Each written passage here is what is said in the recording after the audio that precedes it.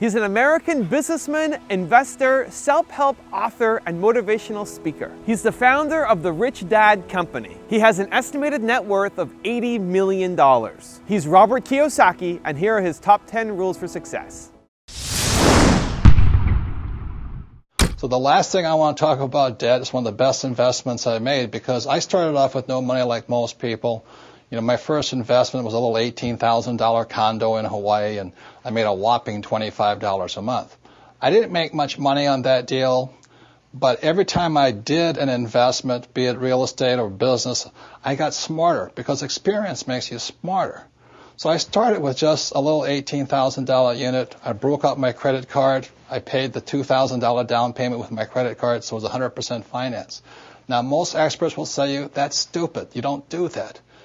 But if you know what you're doing, you can do it. A number of years ago, I bought a $7 million commercial building.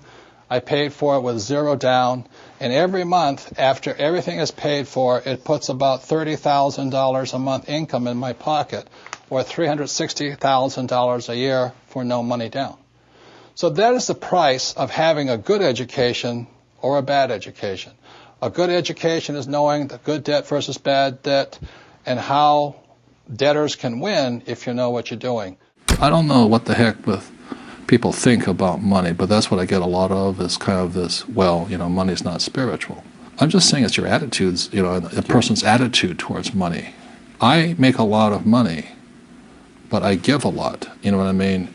It goes to biblical principle: the more you give, the more you receive. So when I meet somebody who's doesn't have any money, it just means they're not giving something. Yeah. You know, so a lot of times there's people who would like more, but they're not giving anything. Yeah. So they're like my poor dad. You know, he belonged to the labor unions, and he wanted to work less and get paid more. Well, that's anti-religious to me. Yeah. If you want to get paid more, work more, give more. That's how I see it. Discipline I had to get into was I always pay myself first, even when I had no money.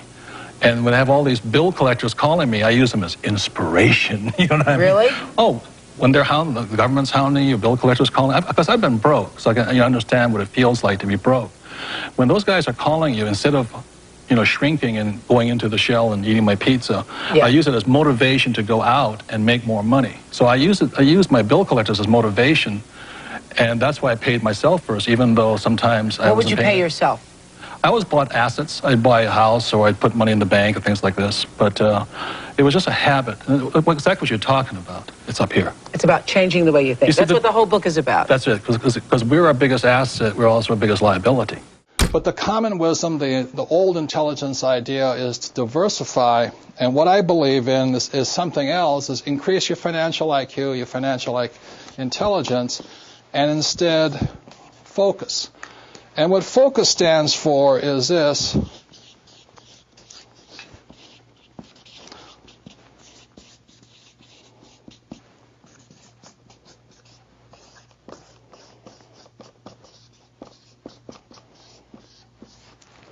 Focus is follow one course till you're successful. And so that's what I did in 1973. I signed up for my first real estate investment course. And I just did it and did it and did it. You know, I bought this one little $18,000 place. And I did it again, and I did it again, and I did it again, until the point where I understood it. And then I went into becoming an entrepreneur. And I did it, and I did it, and did it, and I'm still learning. And I'm still learning about real estate. And the reason, in 1966, I got into oil when I went to work for the Standard Oil Company. So today, I'm still focusing. I invest in oil and oil and oil. And I don't diversify. You know, it doesn't mean I don't lose. Sometimes I'm lose, sometimes I make mistakes and all this. But I just don't buy good as with all the bad. If you're going to be successful as an investor, you know, diversification is good for the average investor. If that's what you want to be, have a good life. But what I'd rather do is be able to know the good ones from the bad ones, the good investments from the bad investments, the good advisors from the bad advisors, and what's good for me and what's not good for you. Because what I do is not necessarily what's going to work for you, and vice versa here. So that's why I really think instead of diversification or diversifying, the new rules of money say follow one course until you're successful. and then keep doing it. Because once you find that way of being successful, you can do it again and again and again. The thing is, you see, when people, economies go up, economies go down, we might go into a depression worldwide. Like I said, France is in very big trouble. Germany's okay. England's in big trouble. China's in trouble. So if we go that, we go to a worldwide depression, and it might take 10 years, to come out of it. But during these times, this is the best time. I have made more money in the last 3 years than ever before in my life. I bought five golf courses last year out of bankruptcy. That's impressive. Yeah. Well, the bank. Courses. Yeah, Donald bought 10. They're giving them away. No one told me. Yeah, but you have to know how to operate them. You have to be an entrepreneur. Yeah. So the banks just call you up and they say that there was 5 golf courses and 1 hotel. In the States? In Arizona, yeah, Golf Mecca, Arizona. And this Japanese company had it, and they asked me if I wanted to buy it about 5 years ago for $260 million. And I said, does it make sense? It doesn't make sense at $260 million. So they told me I didn't know what I was doing. They said, okay, buy. And then 1 year ago, this summer, the Citibank called up and says, you want those golf courses? And they gave me the money to buy them. And just to reiterate, was in approximately 1975, I came up with this product, and we were extremely successful. But we kept running out of money. The more successful we got, the more we ran out of money. So that's when I went to my rich dad, and I tried to borrow $100,000, and he chewed me out. He says, why would I invest in a dumb product when you have a bad business? And so that's when he began teaching me the next level of my entrepreneurial education. It's not about the product, it's about how to design a business that doesn't need me to keep raising the capital. In other words, how do you design a business that keeps raising money automatically? And today, the Rich Dad Company is cash rich. Cash keeps pouring in because the ability to raise money constantly was designed into the business. And once again, this is the diagram. This is the BI triangle. These are the 8 pieces that make up a business. When a business is hurting, oftentimes it's because one of these 8 pieces is missing. For example, many times people say, I have a great product, but their legal is really bad, or their communication systems are bad, or their audit, their internal order processing is bad, or the manufacturing is bad, or the marketing is bad, or they have bad cash flow management. Another part of your financial IQ is to know there's 3 types of income.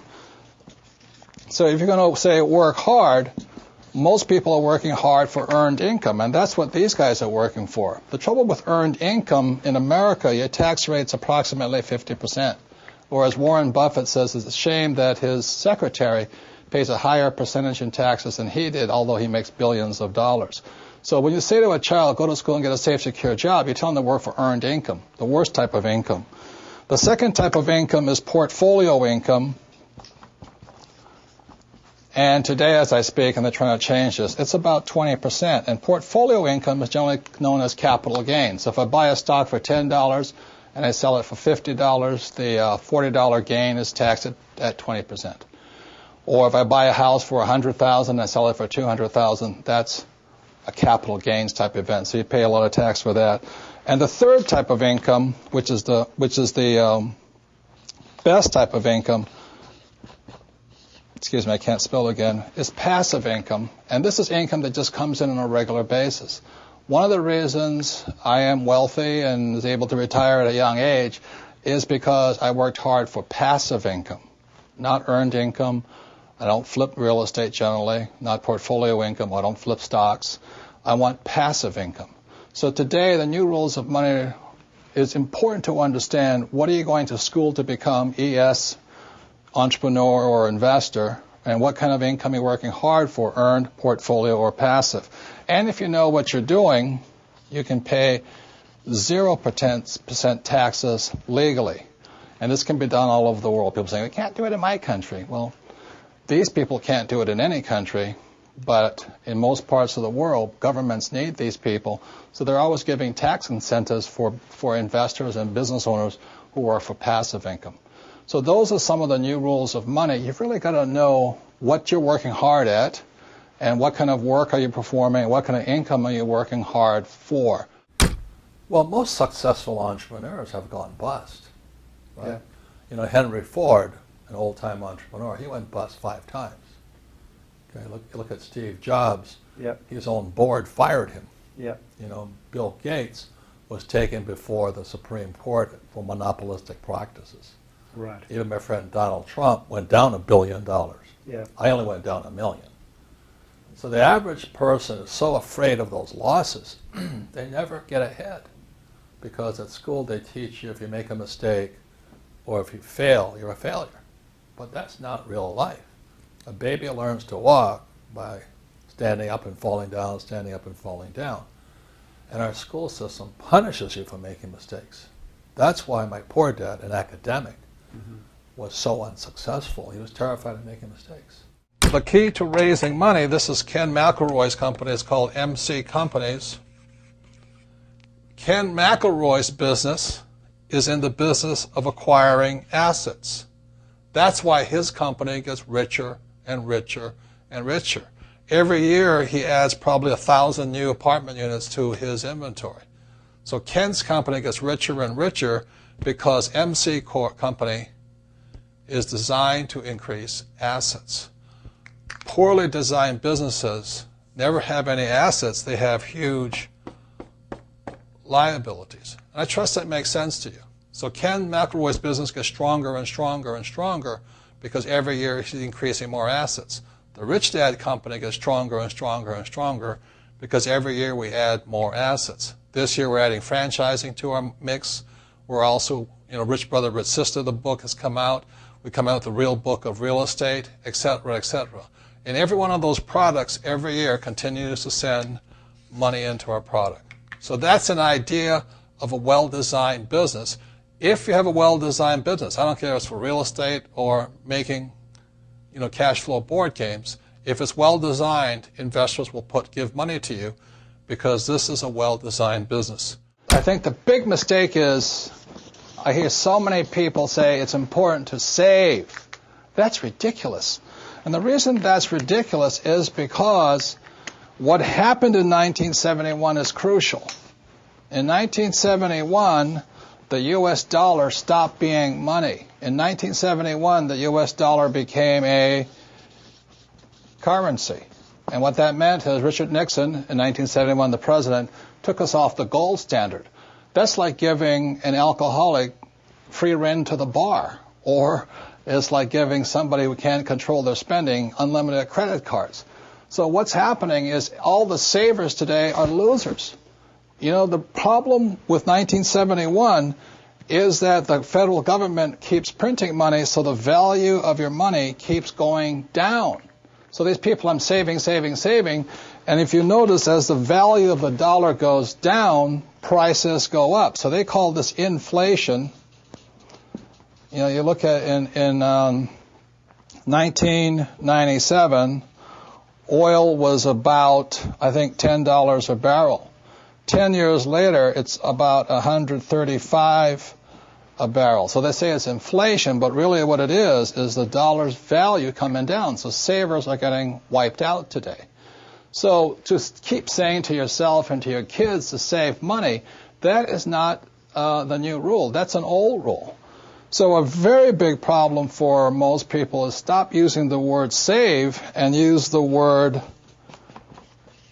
hedge. You've got to hedge your money, hedge against losses. Like when I buy a stock, I put a hedge in. I put a stop loss or a put inside of it or a call, whatever I'm doing. I want to stop it. So today, I don't save money. I'm hedging. So in 1997, I started investing in oil, gold, and silver. So as the dollar dropped, oil, gold, and silver went up. So I'm not betting so much on oil, gold, and silver.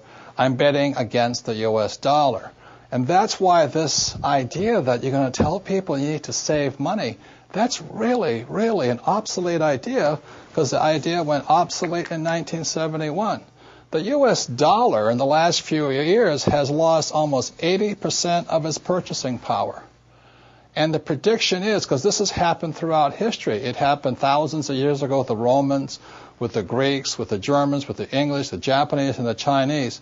Every time they've made money into a currency, something you could print at unlimited, every time that has happened, the currency has gone to its true value, which is zero. So I am afraid as this economic volatility continues, the savers who were operating by the old rules of money are just going to get wiped out because the purchasing power of their dollar is going to go down. So even if the bank's paying you 5 to 10% interest, you can't keep up with the banks printing money. So that's the old rule of money, is saving money, and the new rule is hedge. You've got to be able to see what's coming up as something else is coming down. Thank you so much for watching. I made this video because the B-Thong asked me to. So if there's a famous entrepreneur that you want me to profile next, leave it in the comments below and I'll see what I can do. I'd also love to know which of Robert Kiyosaki's top 10 rules had the biggest impact on you. Leave it in the comments below and I'm going to join in the discussion. Thank you so much for watching. Continue to believe, and I'll see you soon.